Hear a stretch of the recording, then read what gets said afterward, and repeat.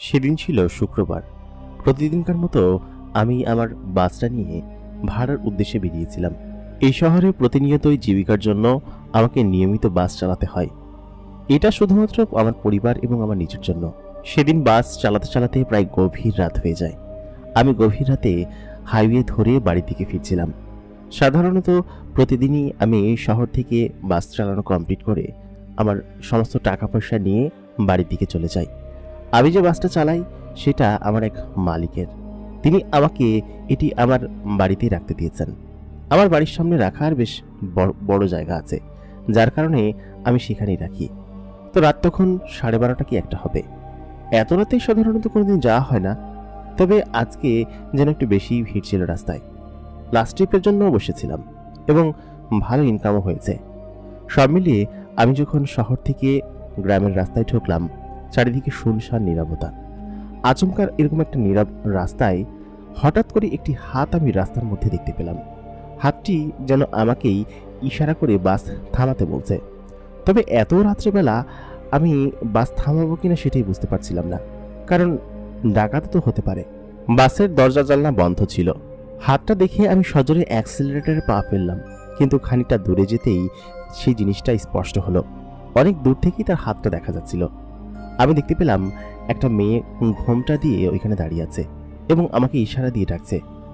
এত রাত্রেবেলা একটি মেয়ে এখানে কি করছে এবং কোনো বিপদ পড়েনি তো, সেটা ভেবেই আমি সজোর ব্রেক কষলাম। একদম তার খানিকটা সামনে গিয়েই আমার গাড়িটা দাঁড়ালো। মেয়েটা খানিকটা দৌড়ে আমার কাছাকাছি আসলো এবং আমাকে বলতে লাগলো, আমাকে একটু সাহায্য করবেন, আমি অনেক বিপদে পড়েছি, আমি সামনে পর্যন্তই যাব, প্লিজ। আমি বললাম কি যে, আপনি এত রাত্রেবেলা এই গহীন হাইওয়েতে কি করছেন? এইখানে তো আশেপাশে কোনো বাড়ি ঘর নেই। মেয়েটি তখন বলল, আসলে আমি একটা কাজে যাচ্ছিলাম, তো এখানে কোনো গাড়ি ঘোড়া নেই, আমাকে একটু পৌঁছে দিবেন প্লিজ। আমার আসলে কোনো উপায় নেই, আমাকে যেতেই হবে, বাড়ি থেকে একাই বেরিয়েছি। মেয়েটির কথা শুনে আমার তার প্রতি একটু মায়া লাগলো। তারপর আমি জানালাটা আটকে দরজাটা খুলে দিলাম। সে বাসের ভিতরে উঠে পাশের সিটে বসে পড়ল। বসে সে ওরকম ভাবে ঘোমটা টেনে বসে আছে। আমি তার সঙ্গে কোনো কথা বলার চেষ্টা করছি না, কারণ তার গন্তব্য পর্যন্ত পৌঁছাতে পারলেই হলো। আমি বারবার আমার লুকিং মিররে দেখছি যে পেছনে বসে সে কি করছে। সে চুপচাপ বসে আছে, তার হাতটা দেখা যাচ্ছে আয়নার মধ্যে। হাতের মধ্যে এক ধরনের চুড়ি পরা, লাল এবং নীল রঙের চুড়ি। তবে চুড়িগুলো আমি এরকম চুড়ি কখনো দেখিনি, খুবই অদ্ভুত ধরনের। আর সব থেকে বড় বিষয় হচ্ছে, মেয়েটার মুখে ঘোমটা দেওয়া হলেও তার হাতটা স্পষ্ট দেখা যাচ্ছে, যে হাতটা কিনা একদম সাদা ধবধবে। এত ফর্সা হাত এর আগে আমি কখনো দেখেছি বলে মনে হয় না।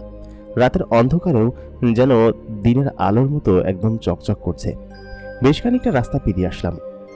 তারপর মেয়েটাকে আমি জিজ্ঞেস করলাম, আপনি কোথায় নামবেন বলুন তো? লোকালয়ের ভিতর তো চলে আসলাম, হাইওয়েতে, মানে যেখানে কোনো গাড়ি ঘোড়া পাওয়া যায় না সেখান থেকে আপনাকে নিয়ে এসেছি। আপনি কোথায় নামবেন বলুন, আমি আপনাকে সেখানেই নামিয়ে দিচ্ছি। আমি কিন্তু আর বেশি দূর যাব না, সামনের একটা বাজার থেকেই আমি ডানে মোড় নেব। আপনি ওইদিকে যাবেন? মেয়েটি তখন জানালো, হ্যাঁ আমি ওইদিকে যাব, আমি বলবো আপনাকে কোথায় যাব। আশ্চর্যের বিষয় হচ্ছে, ডানে মোড় নেওয়ার যে রাস্তাটা, ওইটার 4-5 গ্রাম পরেই হচ্ছে আমাদের বাড়ি। তো ওই বাড়িতে, মানে ওই বাজারের পরে আরো 2টা বাজার আছে, তারপর আর কোনো বাজার নেই, তারপর হচ্ছে নদী। তো মেয়েটি আসলে যাবে কোথায় সেটাই আমি বুঝতে পারছিলাম না। আমি আস্তে আস্তে গ্রামের ছোট রাস্তা ধরে চালাতে লাগলাম। বেশ খানিক্ষণ পরে প্রায় আমাদের গ্রামের যে বাজার সেইখানে চলে আসলাম। বাজার থেকে সামান্য একটু দূরেই আমার বাড়ি। আমি মেয়েটিকে বললাম যে, আপনি কিন্তু এখনো বলছেন না যে আপনি কোথায় যাবেন, আপনার গ্রাম কোথায় এবং আপনি কোথায় যাবেন? মেয়েটি কোনো কথার উত্তর দিচ্ছিল না। তারপর আমি গাড়ি চালাতে চালাতে আমার বাড়ির সামনে এসে দাঁড়ালাম। তারপর ড্রাইভিং সিট থেকে উঠে বসে বললাম যে, আচ্ছা আপনি কোথায় যাবেন বলুন তো? আমার বাড়ি তো চলে এসেছে, এরপরে আর 2টা বাজার আছে, তারপর তো আপনি যেতে পারবেন না, তারপর নদী, আর নদী পর্যন্তই রাস্তা গিয়েছে। মেয়েটি তখন ফুফিয়ে ফুফিয়ে কান্না করতে লাগলো। আমি তখন বললাম, আরে আশ্চর্য ব্যাপার, কান্না করছেন কিসের জন্য? কি হয়েছে সেটা তো বলবেন। মেয়েটি তখনও কান্না করে যাচ্ছিল। আমি তখন বললাম, আচ্ছা আমি কি আপনাকে খারাপ কিছু বলেছি? আপনাকে তো এটাই জিজ্ঞেস করেছি যে আপনার বাড়ি কোথায়, আপনি কোথায় নামবেন, আপনাকে উপকার করতে গিয়ে কি আমি বিপদে পড়লাম নাকি? আমি তখন এই কথা বলার পর মেয়েটি তখন তার কান্না থামালো, থামিয়ে বলল, আসলে কি বলবো ভাই, এই পৃথিবীতে আপাতত আমার যাবার আর কোথাও জায়গা নেই। আমি বাড়ি থেকে পালিয়ে এসেছি এবং কোথায় যাব সেটা আমি বুঝতে পারছিলাম না। তারপর আমি মেয়েটিকে জিজ্ঞেস করলাম পালিয়ে আসার কারণ এবং কেন আমার গাড়িতেই, মানে এটা বুঝতে পারছি না আমি। মেয়েটি তখন জানালো, আমি সেসব কিছু বলতে পারবো না, তবে আমি আজকে রাতটা এখানেই থাকি আপনার গাড়ির ভেতরে, কালকে সকাল হলে চলে যাব। আমি তখন তাকে জানালাম, আপনি আমার গাড়ির ভিতরে থাকবেন কিসের জন্য? না না না না, এটা হতে পারে না। আপনি একটা মেয়ে মানুষ হয়ে এই গাড়ির ভিতরে থাকবেন, আর সব থেকে বড় কথা হচ্ছে আপনি আমাকে তাহলে তখন মিথ্যা কথা কেন বললেন? আপনি সামনে যাবেন একজন আত্মীয়র বাসায়। মেয়েটি তখন ফুফি ফুফি কান্না করে আবার বলল যে, আমি তো আপনাকে মিথ্যা কথা বলিনি, আমি বলেছি সামনে যাব, আর আমি আমার বাড়ি থেকে পালিয়ে এসেছি কারণ আমি ওই বাড়িতে আর থাকবো না। আমার ওখানে বিন্দুমাত্র ভালো লাগে না। এত অত্যাচার এবং এত মারধর সহ্য করে সেখানে থাকাটা আসলে আমার জন্য কষ্টকর। আমি তখন মেয়েটির ডানার নিচে, মানে হচ্ছে গিয়ে সে যে যার শাড়িটা পরেছে সেই শাড়ির ব্লাউজের নিচে একটা কাটা দাগ দেখতে পেলাম। বেশ নতুন লাগছে এবং মনে হচ্ছে যে কিছুক্ষণ আগেই সেখানে মেরেছে, যার কারণে সেই জায়গাটা বেশ খানিকটা ফুলে আছে। আমি ওইটা দেখে আর কোনো কথা বাড়ালাম না। মেয়েটিকে বললাম, আচ্ছা ঠিক আছে, আপনি উঠে আসুন, আপনি বাসের ভিতর ঘুমাবেন কিসের জন্য? আমার বাড়িতে যেহেতু এসেছেন, আপনি অতিথি হয়ে আমার বাড়িতে থাকবেন, সমস্যা নেই, তবে কালকে সকালে কিন্তু চলে যেতে হবে। বাড়িতে আমার মা এবং ছোট বোন আছে, আপনার ভয় পাবার কোনো কারণ নেই। ওনারা নিশ্চয়ই এখন পর্যন্ত জেগে আছেন, কারণ আমি গভীর রাত পর্যন্ত এরকমভাবে বাস চালাই, তারপর বাড়িতে চলে আসি, আর ওনারা এই জন্যই রাত পর্যন্ত জেগে থাকে। আমি তখন ওনাকে বাস থেকে নামিয়ে বাসে তালা দিলাম এবং সঠিক জায়গায় পার্ক করলাম। তারপর ঘরের ভিতরে এসে আম্মা ততক্ষণে জেগে উঠে বসে আছে। আমার বাসের শব্দ শুনলেই তারা জেগে উঠে বসে থাকে। আর ছোট বোন, যার যে কিনা সদ্য 9-এ পড়ে, সেও উঠে এসে বসে আছে। বলে কি যে, ভাইয়া তুই এত দেরি করে আসলি কিসের জন্য? তুই জানিস তোর জন্য আমি কখন থেকে বসে আছি? তোর না আমার খাতা এবং বই আনার কথা ছিল, এনেছিস? আমি তখন বললাম, আমি একদমই ভুলে গিয়েছি রে, আমি কালকে এনে দিব। মা এসে বললো কি যে, আমার ওষুধ? আমি বললাম, তোমার ওষুধ না এনে কি আমি পারি নাকি? ওষুধ এবং বাজার সদাই সবই নিয়ে এসেছি, এই যে নাও। তখন আমার ছোট বোন রুমকি বলল কি যে, হ্যাঁ সবই তো তার জন্য আনবে, আর আমার জিনিসপাতি কথা ভুলে যাবে। এটা বলে সে রাগ করে ভেতরে চলে গেল। আমার পেছন পেছন সেই মেয়েটি কিন্তু দরজার কাছেই দাঁড়িয়ে আছে এবং সে কিন্তু দরজা থেকে ভিতরে ঢুকেনি। আমি এটা একদমই খেয়াল করতে ভুলে গিয়েছি। তারপর আমি বললাম কি যে, আরে আপনি বাইরে দাঁড়িয়ে আছেন কেন? আসুন, ভিতরে আসুন। আমাদের যে ঘরটা সেটা 3 কামরার ঘর। এক কামরায় আম্মা এবং আমার বোন থাকে, আরেক কামরায় আমি থাকি, আর মাঝখানে একটি কামরা আছে। তো তখন আমার আম্মা সেই মেয়েটিকে দেখে খানিকটা অবাক হলো। বললো কি যে, এই মেয়েটাকে এবং ওকে কোত্থেকে নিয়ে আসলি? আমার বোনও দেখে অবাক। আমি বললাম, আম্মা একটু শান্ত হও, আমি সমস্ত কিছু বলছি, এত ঘাবড়ানোর কিছু নেই, আগে কটা খেতে দাও। তারপর আম্মা বললো কি যে, না এ কে বলতো, তুই কি বিয়ে করে নিয়ে এসেছিস নাকি আমাদেরকে না জানিয়ে? আমি তখন বললাম, আরে আম্মা কি যে বলো, বিয়ে করবো কিসের জন্য? আসলে হয়েছে কি, ও হঠাৎ করেই পথিমধ্যে আমার বাসে ইশারা দিয়ে বাস দাঁড়া করলো। উপকার করার জন্য বাসে উঠালাম যে সামান্য একটু দূরে যাবে, নামিয়ে দিই, কিন্তু সে আমার একদম ঘাড়ে চেপে বসেছে। এটা বলার পর মেয়েটি তখন ফ্যাক ফ্যাক করে কেঁদে দিল, আর কি কান্না করে দিল।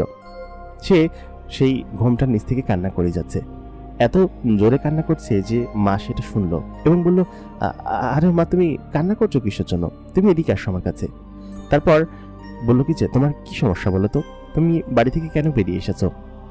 তখন সেই মেয়েটি বলল যে, আমার নাম হচ্ছে জান্নাত, আমার বাবা মা আমাকে খুব প্রহার করে, আমার ঘরে হচ্ছে সৎমা, তিনি ছোটবেলা থেকেই আমাকে বেশ টর্চার করে বড় করেছেন। আজকে প্রায় 8 বছর ধরে এই টর্চার সহ্য করছি। আমার ঘরে আমার সৎ ভাই বোন আছে এবং তারাও আমাকে দেখতে পারে না। আমি অবশ্য সব কিছুই করি এবং সমস্ত কিছুই বাসার করি, আমাকে দিয়ে সমস্ত কাজ করিয়ে নেয় তারা, কিন্তু তারপরেও আমাকে তারা এক চিন্তাও দাম দেয় না এবং আমাকে পড়াশোনা করায় না, কোনো কিছুই না। এই জন্য আমি বাড়ি থেকে বেরিয়ে এসেছি। আমি ভেবেছি যে জীবনে যা আছে আছে, আমি আর কখনোই বাড়িতে যাব না। তারপর মেয়েটির হাতের সেই কাটাকুটো দাগ দেখে আমার মায়ের মন গলে গেল। আমার মা এমন একজন লোক যে কিনা সামান্য একটু কষ্ট বরদাস্ত করতে পারে না, সেখানে এই মেয়েটি তো প্রতিদিনই টর্চার হয়। মেয়েটিকে মা তার বুকে জড়িয়ে ধরল, বলল কি যে তোমার কোনো সমস্যা নেই মা, তুমি আজকে থেকে আমাদের এখানে থাকবা। মেয়েটি প্রায় আমার কাছাকাছি লম্বা, আমি 5 ফুট 9 ইঞ্চি, সে প্রায় 5 ফুট 5 বা 6 এরকম হবে। বেশ লম্বা এবং সেই সাথে তার দেহ বেশ সুঠাম। তো শাড়ি পরেছে বলে তেমনটা বোঝা যাচ্ছে না। আমি বললাম আচ্ছা ঠিক আছে, আপনি এক কাজ করুন, আপনি ফ্রেশ হয়ে আসুন, আর আমার বোন খাবার দিচ্ছে, তারপর একসাথে খেয়ে নিব, ঠিক আছে? তারপর এই কথা বলতেই সে মেয়েটি বলল আমি কিছু খাবো না, আমার খেতে ইচ্ছে করছে না। তারপর আমি চলে গেলাম গোসল করার জন্য এবং সেখান থেকে ফ্রেশ হয়ে এসে দেখি কি যে মেয়েটি ততক্ষণে মায়ের সঙ্গে ডাইনিং টেবিলে বসে আছে এবং সেখানে বসে খাবার খাচ্ছে। আমি তখন বললাম হ্যাঁ এটাই তো, আপনি বললেন যে আপনি খাবেন না, এখন মায়ের সঙ্গে আপনি বসে বসে খাচ্ছেন, বাহ ভালোই তো, তাই না? ততক্ষণে তার খাওয়া হয়ে গিয়েছে। আমি গোসলখানায় প্রায় আধা ঘন্টা ডুবিয়ে বসেছিলাম এবং এরকম অবস্থায় আমার গোসল করতে ভালো লাগে রাত্রেবেলা, এরকম গরমকালে। তো যাই হোক, আমি এসে খাবার খেয়ে নিলাম। ততক্ষণই মেয়েটিকে নিয়ে মা তার নিজের রুমে চলে গিয়েছে এবং তারা আজকে ওইখানেই ঘুমাবে। আমি বললাম মা, ও এখানে কি 3 জন ঘুমাতে পারবা? তার না হয় এক কাজ করো, ওর সাথে ঘুমাক আর তুমি আমার রুমে গিয়ে ঘুমাও, তাহলেই তো হয়। তারপর মা বলল কি যে তুই গাধা বাইরে শো, আমি ওকে তোর রুমে পাঠাচ্ছি, তোর রুম কিসের দরকার? তুই আসিস রাত করে আবার যাস ভোর সকালে, তোর তো রুমের কোনো দরকার নেই, তুই ওই মাঝখানের রুমে ঘুমা, ঠিক আছে? আমি বললাম আসতে না আসতেই আমার রুমটা একদম বুক করে ফেলেছে, একদম নাজেহাল অবস্থা। আমি মনে মনে বিরক্ত হচ্ছিলাম। তারপর মেয়েটিকে আমার রুমে নিয়ে গেলাম।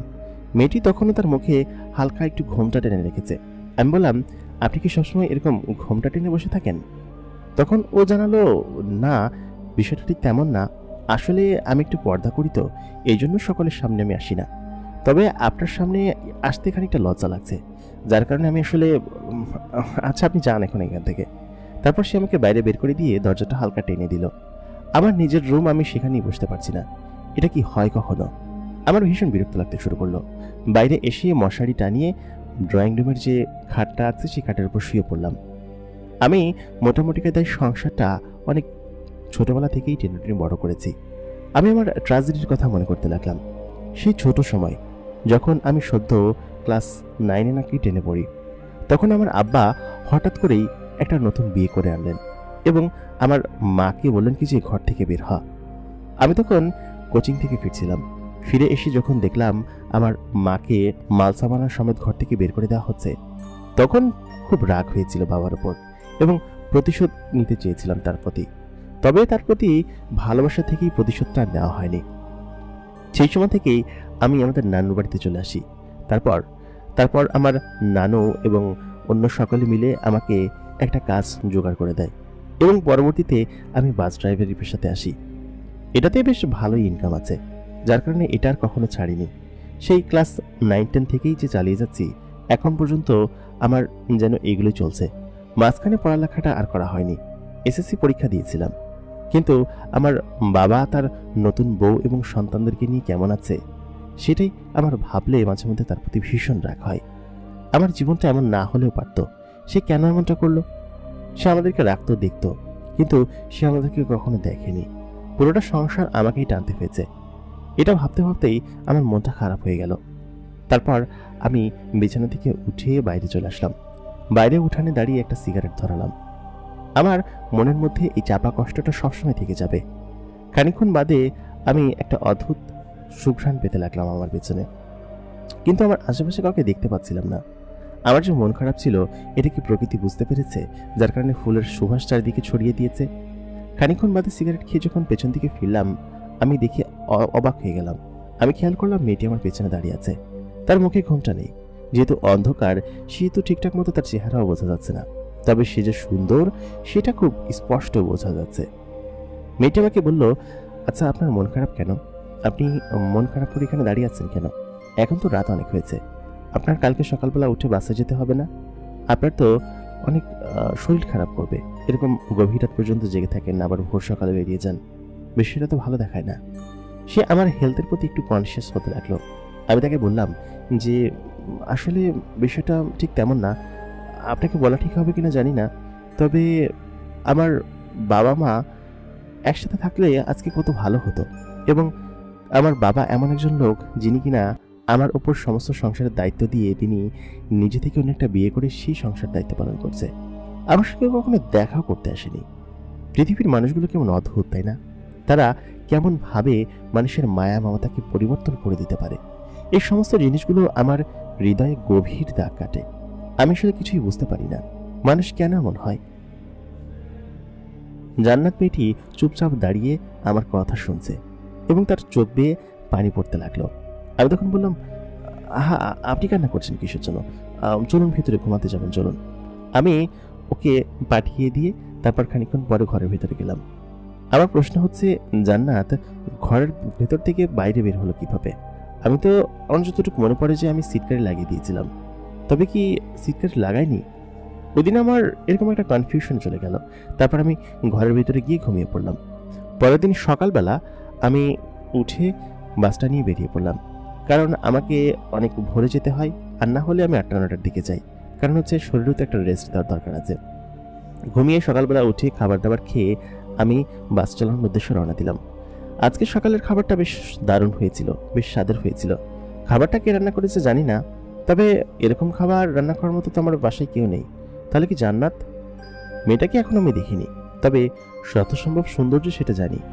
আমি সারাদিন মেহনত করে বাস চালাতে লাগলাম এবং সারাদিন পর যখন রাতের 8টা-9টার দিকে বাড়িতে ফিরছিলাম, সব দিন এরকম হয় না যে 12টা-1টা বাজে, তবে ওই দিন একটু বেশি রাত হয়ে গিয়েছিল। আমি সঙ্গে সঙ্গেই দ্রুত বাড়িতে যেতে শুরু করলাম এবং বাড়িতে পৌঁছে খেয়াল করলাম যে জান্নাত আমার জন্য খাবার টেবিল সাজিয়ে বসে আছে। সে নাকি এই সমস্ত জিনিস আমার জন্য রান্না করেছে। আমি তখন বললাম, আমার জন্য রান্না করার কি আছে? আর সব থেকে বড় কথা হচ্ছে গিয়ে আমাদের বাসায় তো এত খাবার কখনো রান্না হয় না, আর এত খাবার খাবে কে? জান্নাতের হাতের রান্না খুবই সুন্দর এবং সেটা সকলে বসে যখন খেতে লাগলাম তখন বুঝতে পারলাম জান্নাত আমার মায়ের সামনে এবং বোনের সামনে ঘোমটা সরিয়ে বসে থাকে, তবে আমার সামনে এটা করে না। কেন করে না জানি না। তার চেহারার অর্ধেকটা দেখা যাচ্ছিল। আমি তার ঠিক অপোজিটে বসেছিলাম। মেয়েটা এত পরিমাণ অপরূপ সুন্দরী যে আমার তার দিকে শুধুমাত্র তাকিয়ে থাকতে ইচ্ছে হচ্ছিল, তবে তার পুরো চেহারা দেখা যাচ্ছিল না বলে আমার খানিকটা কেমন যেন লাগছিল। এরকম একটা মেয়েকে কোনো পরিবারের মানুষজন মারতে পারে? কেন এমনটা করে? আর আমি আসলে কিছুই বুঝতে পারছি না কেন এমন মানুষ করে। আমরা সকলে খাওয়া দাওয়া শেষ করলাম। জান্নাত তার নিজের রুমে চলে গেল। নিজের রুম মানে আমার রুম আর কি। আমি আচমকা জান্নাতের রুমে প্রবেশ করলাম। ও তখন বসেছিল উল্টো মুখ করে। আমার কণ্ঠ শুনে সঙ্গে সঙ্গে সে ঘোমটাটা টেনে নিল এবং বলল কি যে আপনি আসবেন, একটু কাশি দিয়ে আসবেন না? আমি বললাম, কেন, আপনি কি লজ্জা পাচ্ছেন? আসলে আপনি বলেছিলেন যে আপনি একদিন থাকবেন, আজকে আপনার চলে যাওয়ার কথা ছিল, তবে আপনি আজকেও কেন থাকলেন? আপনার ব্যবস্থা কেন করলেন না? আমি একটু কড়া স্বরেই বললাম। মেরি তখন জানালো, কেন, আপনার এখানে থাকলে কি অসুবিধা হবে অনেক? আপনি আমাকে কয়েকটা দিন সময় দিন, আমি চলে যাব। তখন আমি বললাম, বিষয়টা ঠিক তেমন না। আমার এখানে থাকতে আপনার কোনো অসুবিধা নেই বা আমারও কোনো অসুবিধা নেই, তবে বিষয়টা হচ্ছে আপনি বোধহয় আপনার বাড়িতে ফিরে গেলেই সব থেকে ভালো হবে। কারণ হচ্ছে আপনার বাড়ির লোকজন হয়তো আপনার জন্য চিন্তা করবে, আর সব থেকে বড় কথা হচ্ছে বাবা মা একটু খারাপ হতেই পারে। তো তখন সেই মেয়েটি বলল, একটু খারাপ মনে হয় আপনার কাছে?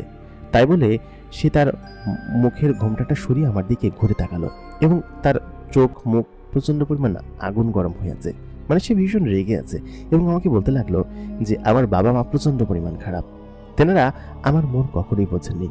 সে এরকম ভাবে রাগী চেহারায় কান্না করতে করতে আমার দিকে তাকিয়ে এরকম ভাবে বলতে লাগলো এবং আমাকে সে এমন ভাবে বলছে যেন তার গা থেকে আগুন বের হচ্ছে।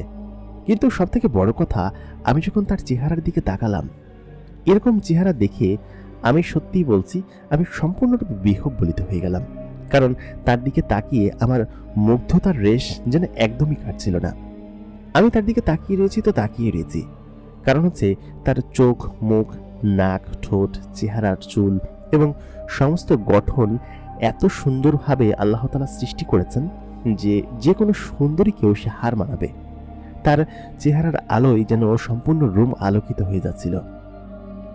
সে এরকম ভাবে বলতে লাগলো, আমার বাবা আমাকে বিক্রি করে দিতে চেয়েছিল এমন একটা ছেলের কাছে যার কিনা প্রচুর ধন সম্পদ আছে এবং সে আমাকে নিয়ে তার ভোগ্যপূর্ণ বানাবে। এই বিষয়টা আপনার কাছে কেমন লাগে? শুধুমাত্র অর্থ লোভে। আর আমার মা, সে আমাকে সবসময় প্রহার করত। সকাল নেই বিকাল নেই, ছোটখাটো ভুল, পান থেকে চুন খসলেই সে এমনটা করত। এমনটা কেন করত আমি তো জানি না কিছু। তবে আপনার যদি মনে হয় যে আমি আপনাদের এখানে থেকে আপনাদের বিরক্তির কারণ হচ্ছি, তাহলে আমি এখান থেকে চলে যাব। মেয়েটি তখন কান্না করে দিল। আমি তখন বললাম, দেখুন জান্নাত, আপনি এখানে যতদিন ইচ্ছে ততদিন থাকেন, সেটা নিয়ে আমার কোনো সমস্যা নেই।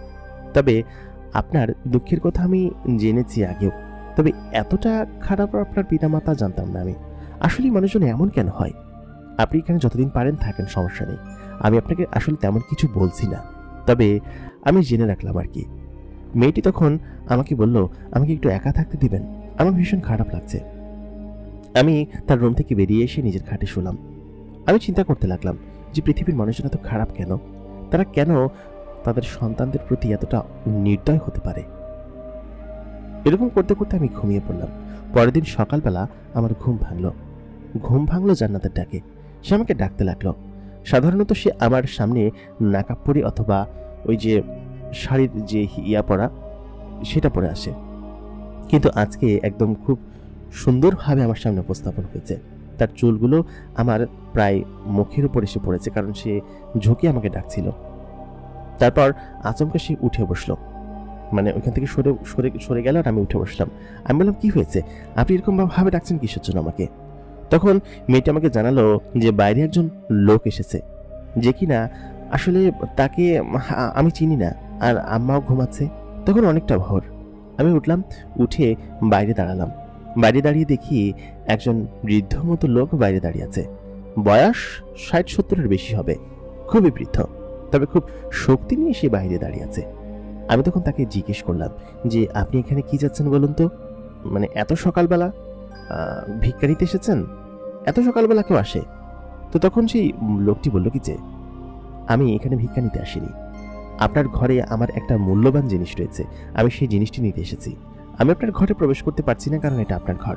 তবে আমি আপনাকে বলে রাখছি, আপনার ঘরে কিছু মূল্যবান জিনিস আমার রয়েছে। তো আমি তখন সেই লোকটিকে বললাম, আপনাকে আমার চেনা চেনা লাগছে। আপনি না সেদিনকে আমাকে জিজ্ঞেস করেছিলেন যে আমার ঘরে একটা মূল্যবান জিনিস আছে, সেম জিনিসটা রাস্তার মধ্যে জিজ্ঞেস করেছিলেন? আপনি এটা কেন করছেন বলুন তো? আর আপনি আমার বাড়ির ঠিকানা কিভাবে জানলেন? আমি তো শহর থেকে আসি প্রতিদিন, তবে শহর থেকে এসে আপনি আমার বাড়ির ঠিকানা জেনে এই কথা বলছেন আমার ভাষায় আপনার একটা মূল্যবান জিনিস রয়েছে। তবে কি জিনিস রয়েছে সেটাই তো আমি বুঝতে পারছি না, আপনি বলুন যে কি জিনিস। তখন সেই লোকটি বলল, আমি এত কিছু বলতে পারবো না, তবে আপনার বাসায় আমার একটি মূল্যবান জিনিস রয়েছে, সেটি আমি নিতে এসেছি এবং আমি আবার আসবো। তাই বলে বুড়ো গুটি গুটি পায়ের সামনের দিকে হাঁটতে লাগলো। আমি আশ্চর্য হয়ে বুড়োর দিকে তাকিয়ে আছি। বুড়ো লোকটা, কি জিনিস আছে আমার ঘরে, থাকতে পারে কি? আমি তো তোর বড় লোক না। তারপর দেখলাম সে অদৃশ্য হয়ে গেল সেকেন্ডের মধ্যে। চারিদিকে নজর বুলিয়ে কোথাও তাকে দেখতে পেলাম না। এত দ্রুত সে কোথায় চলে গেল? আমি ঘরের ভিতরে চলে আসলাম। ঘরের ভিতরে এসে আমি বললাম, এই বুড়ো লোকটার মাথা খারাপ নাকি? সে আমাকে এর আগেও 2বার জিজ্ঞেস করেছে, তবে এরকম ভাবে কেন জিজ্ঞেস করছে? তখন আমার ঘুম একদম কেটে গেল। আমি সাধারণত 7-8টার দিকে ঘুম থেকে উঠে তারপর বের হই, তবে ও যেহেতু আমাকে আগেই ডেকে ফেলেছে, আর মাও তো তখন উঠে গিয়েছে। তারপর ও রান্না করতে লাগলো। ও অনেক আগে থেকেই রান্নাবান্না করে আমার জন্য প্রস্তুত হয়ে বসে থাকে। ও যখন আমাকে ডাক দিল, তখন ওকে দেখতে এত চমৎকার লাগছিল, আমি আসলে কিছু বুঝতে পারছিলাম না। ওই দিন খাওয়া দাওয়া শেষ করে মা আমাকে ফোন দিয়ে বলল কি যে, কিরে কই তুই একটু আয়, আমরা একটু শহরে যাব। আসলে জান্নাত কিছু কেনাকাটা করবে, ওর তো জামা কাপড় নেই, ওর জন্য কিছু জামা কাপড় কিনবো। আর জান্নাত বলছে যে তোর সঙ্গে যাবে নাকি, এবং আমি যাওয়ার জন্য বলেছিলাম, তবে আমার আসলে শরীরটা খারাপ, তো তুই জান্নাতকে নিয়ে একটু যা। ও তোকে বলার সাহস পাচ্ছে না, এই জন্য আমাকে এসে বলেছে। জান্নাত আমাদের বাড়িতে এসেছে প্রায় সপ্তাহ 2 পার হয়ে গিয়েছে। এই সপ্তাহ 2 ওর প্রতি আমার যে দৃষ্টিভঙ্গি সেটা অন্যরকম। ওকে কেন যেন দেখলে আমার ভীষণ লজ্জা লাগে, আর ওর চেহারার দিকে আমি তাকাতে পারি না। ও কেন এমনটা করে? আমার আশেপাশে সবসময় ঘোরাফেরা করে, এবং আমার যে বোনের যে নূপুর আছে, সেই নূপুর বই আমার আশেপাশে ঘোরাফেরা করে। এই নূপুরের শব্দ আমার হৃদয়কে এতটা প্রসারিত করে যে আমি সত্যি বলে বোঝাতে পারবো না। আমাকে এতভাবে সে মুগ্ধ করে, বিশেষ করে তার চেহারা, তার সৌন্দর্য, তার গুণ, সমস্ত কিছুতে। তো আমি তখন বললাম কিছু, আচ্ছা ঠিক আছে মা, আমি সন্ধ্যার দিকে আজকে তাড়াতাড়ি ফিরবো, তারপর না হয় ওর জন্য কিছু জিনিস কিনে নিয়ে আসবো, আর কি কি লাগবে। মা বললো কি যে তুই ওকে নিয়ে যাস, নিয়ে গিয়ে ওকে ওর মতো করে কিনে দিস। আমি সন্ধ্যার দিকে বাড়িতে গেলাম। বাড়িতে গিয়ে বললাম কি যে আচ্ছা ঠিক আছে আপনি আসুন, এসে কি কি কিনবেন চলুন। সে এক প্রকার আমার সঙ্গেই যাবেই তো যাবেই। আমি পাশের বাড়ির এক ভাইয়ের কাছ থেকে মোটরসাইকেলটা জোগাড় করলাম, জোগাড় করে শহরের দিকে রওনা দিলাম। এবং শহরে গিয়ে ও নিজের মতো করে গুছিয়ে সুটিয়ে বেশ কিছু জিনিস কিনল। সব থেকে অবাক করার মতো বিষয় হচ্ছে, সে আমার হাতে একটা ব্যাগ দিল, বললো কি যে এটা আপনার জন্য, আমি আপনার জন্য কিনেছি। একদম খুব সুন্দর দেখতে একটা পাঞ্জাবি। আমি পাঞ্জাবি খুব একটা পরি না, তবে সে আমাকে বলেছে যে পাঞ্জাবিটা পরলে আমি খুব খুশি হব, এটা আমি আপনার জন্য কিনেছি। আমি তাকে বেশ কিছু টাকা দিয়েছি এগুলো কেনার জন্য। শুরুতে সে নিতে রাজি হয়নি, পরবর্তীতে আমি দিয়েছি, কারণ মেয়েটা টাকা পাবে কোথায়।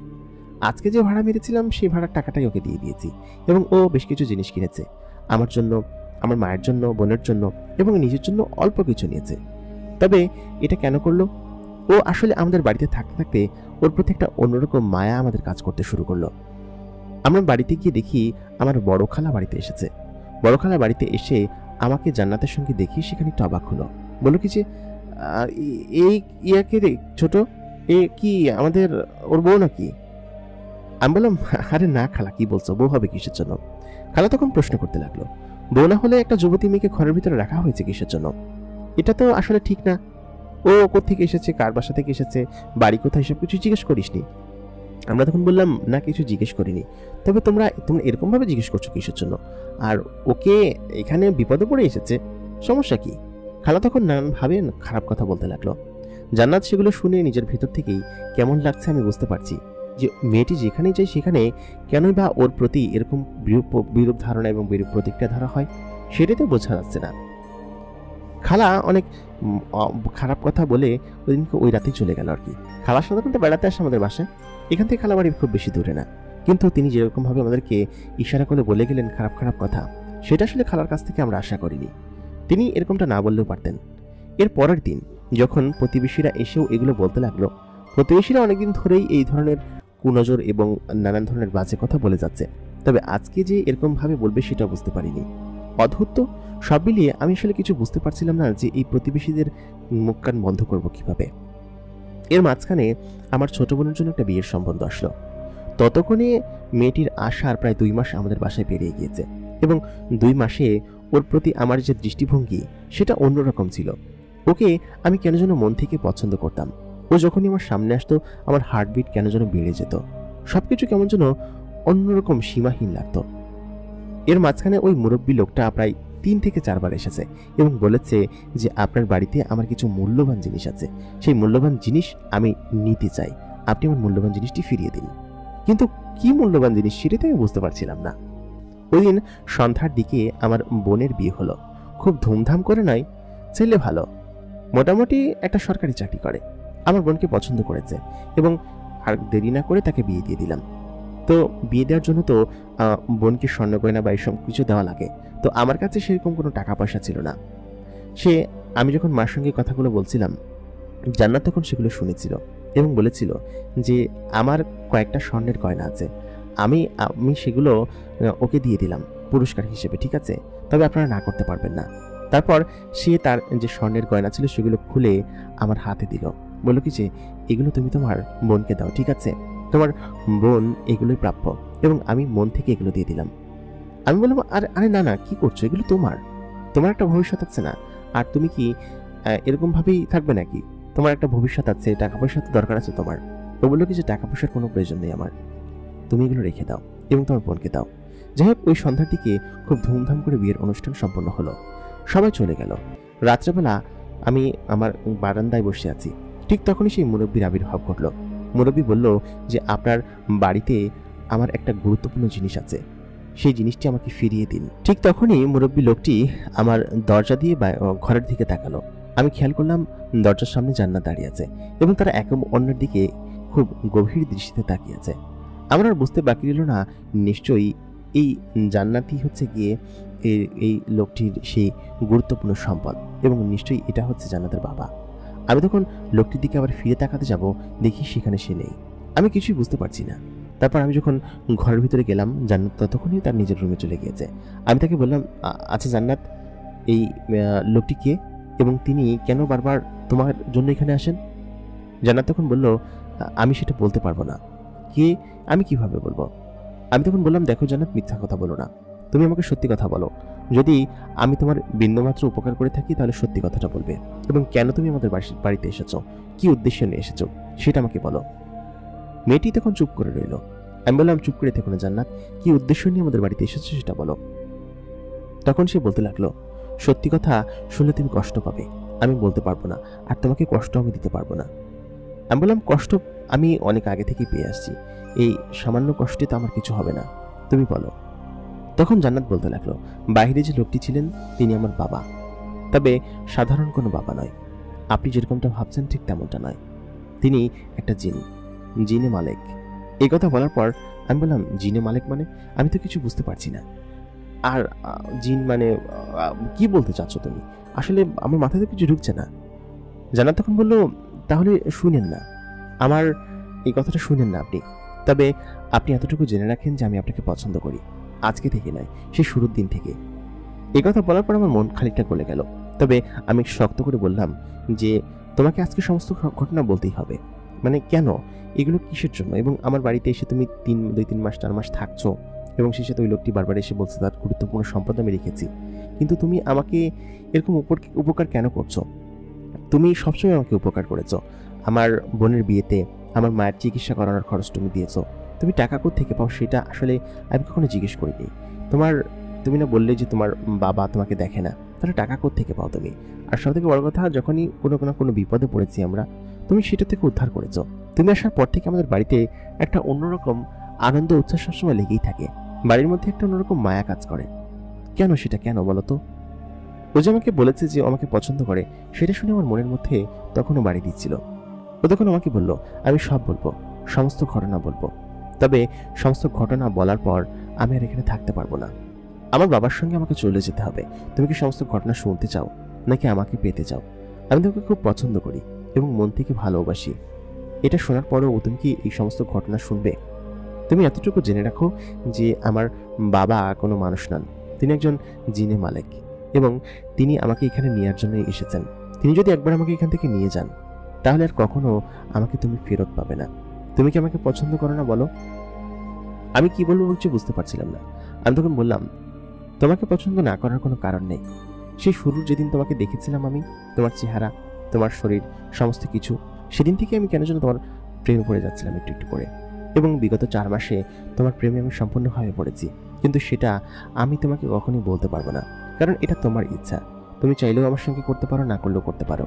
সব মিলিয়ে তোমাকে আমি শেল্টার দিয়েছি, শেল্টার দিয়ে তোমাকে আমি খারাপ কোনো কিছুর প্রস্তাব দেবো সেটা কখনো হতেই পারে না।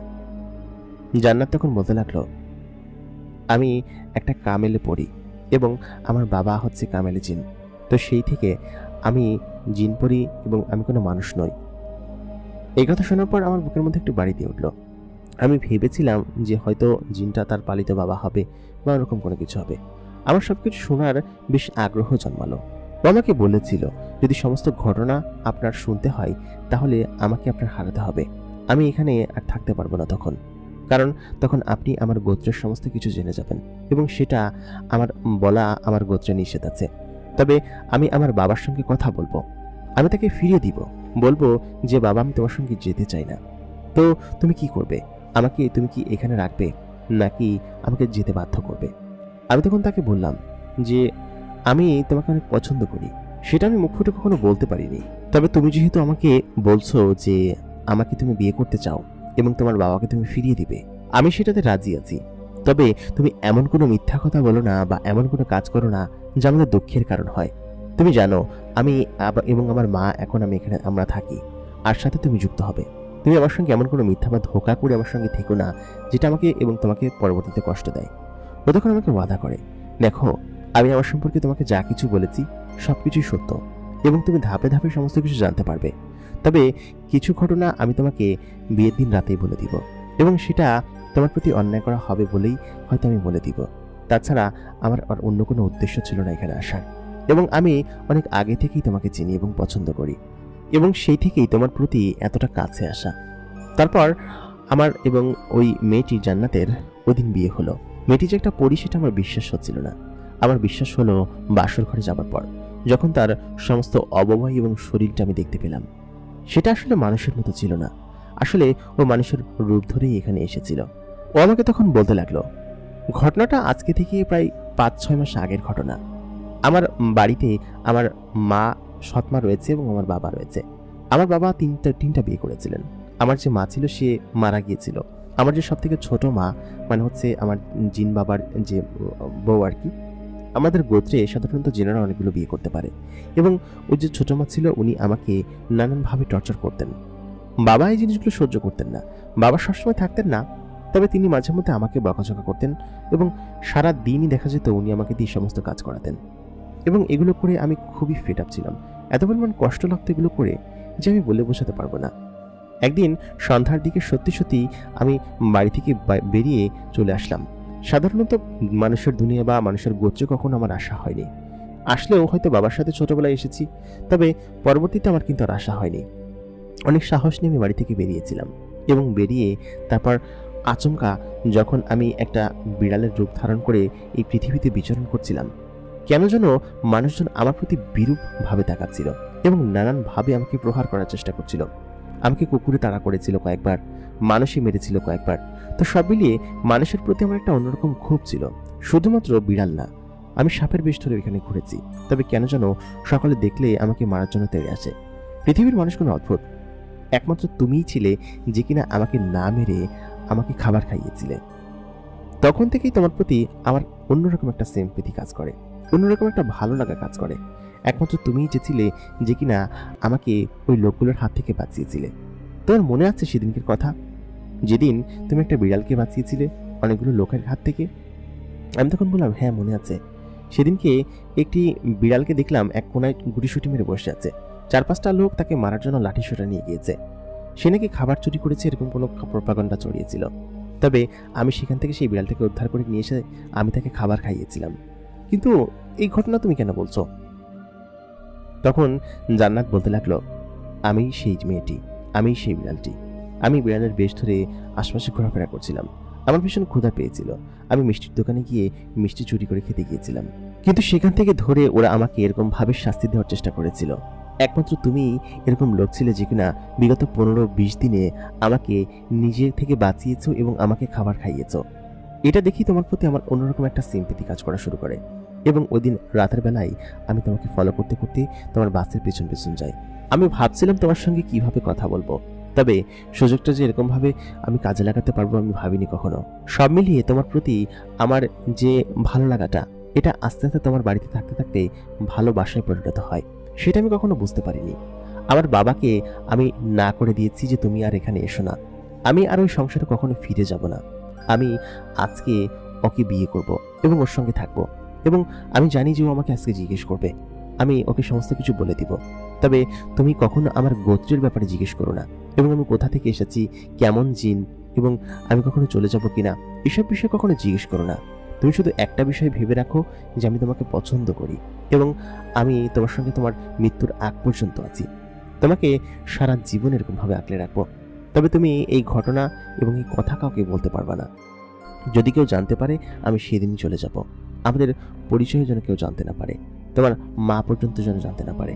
সব মিলিয়ে এই ঘটনার যে বিবরণ, সেটা হচ্ছে গিয়ে ও এখন পর্যন্ত আমার সঙ্গে আছে এবং ও কাউকে বলতে নিষেধ করেছে। সেজন্য আমার পরিচয় এবং নাম গোপন রেখে আমি ঘটনাটা আপনাদেরকে শেয়ার করছি। সেদিনের সেই ছোট্ট একটি ইভেন্ট যে আমার জীবনকে এরকমভাবে বদলে দিবে আমি কখনো ভাবতে পারিনি। জান্নাত আমার জীবনে আসার পর থেকে আমার জীবনটা অন্যরকম হয়ে গিয়েছে। অবশ্য জান্নাতের গোত্র সম্পর্কে জিজ্ঞেস করার কোনো কারণও আমার নেই, আর ও কখনো ওখানে ফিরে যেতে চায় না। আর ওর কথা মতে ও অনেক বছর বাঁচবে, সেটাও আমাকে সেদিন বলে রেখেছিল, এবং আমাকে বলেছে যে মৃত্যুর আগ পর্যন্ত সে আমার কাছে থাকবে যদি আমি কোনো অঘটন না ঘটাই। প্রিয় দর্শক, আমাদের আজকের ঘটনাটি আপনাদের কাছে কেমন লাগলো আমাদেরকে কমেন্ট করে জানাতে ভুলবেন না। ভিডিওটা ভালো লাগলে লাইক করবেন, কোনো প্রশ্ন থাকলে কমেন্ট করে জানাতে পারেন। আপনার জীবনে কোনো ঘটনা থাকলে আমাদেরকে লিখে জানাতে পারেন। আমাদের ইমেল অ্যাড্রেস এবং ফেসবুক পেজের ঠিকানা এই ভিডিও ডিসক্রিপশনে পেয়ে যাবেন। বরাবরের মতো কণ্ঠে আমি আরজে ইমরান আপনাদের সঙ্গে আছি, এবং আপনারা দেখছেন দ্য মেগাবক্স। মেগাবক্সের সাথেই থাকুন, সাবস্ক্রাইব করুন, এবং নতুন নতুন ঘটনা শুনতে আমাদের সাথে যুক্ত থাকুন। ধন্যবাদ সবাইকে।